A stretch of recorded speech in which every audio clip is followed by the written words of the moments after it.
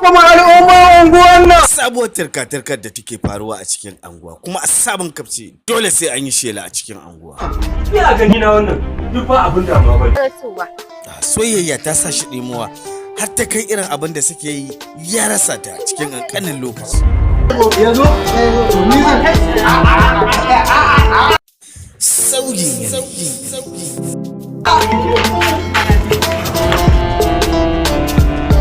Akan almajiri.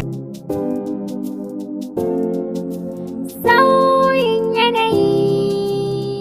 Sauyin. Ji za ku da shafunan ku. Haba. Kai Sadiq. Sauyin yanayi. Zatanta labari ne zai maimaita kansa irin yadda ta ba shi wahala a soyayya. Ba shi da Allah. Tanko, Tanko, garin nan.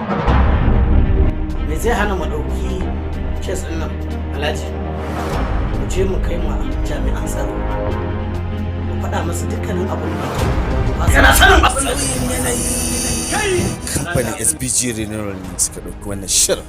A irin abubuwan da suke yi dole a bincike su. Ɗaya daga cikin su mai laifi ne.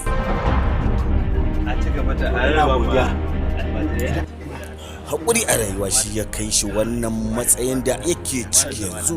Badakalar cikin soyayya da duk abubuwan da ake faruwa da shi a cikin su. Dan Allah ka tsaya. Me kuma zan sa in ciki?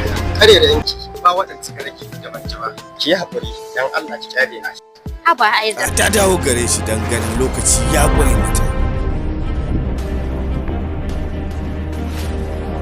Ai da hankali. Me? An dauke ta. Kar ka suka bar lumin soyayya. Ke bai masoyin naki. Aida, inda ka bar da ba zan motsa ba. Bayan ta yi masa wulakanci a rayuwa yanzu kuma lokaci ya canza ita take ƙaunar shi kuma baya so.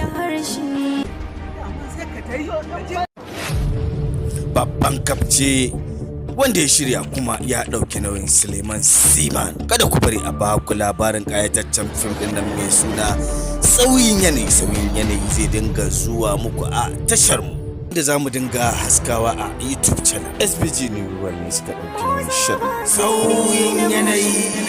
Abi jiki soyayya zuciya da harshe.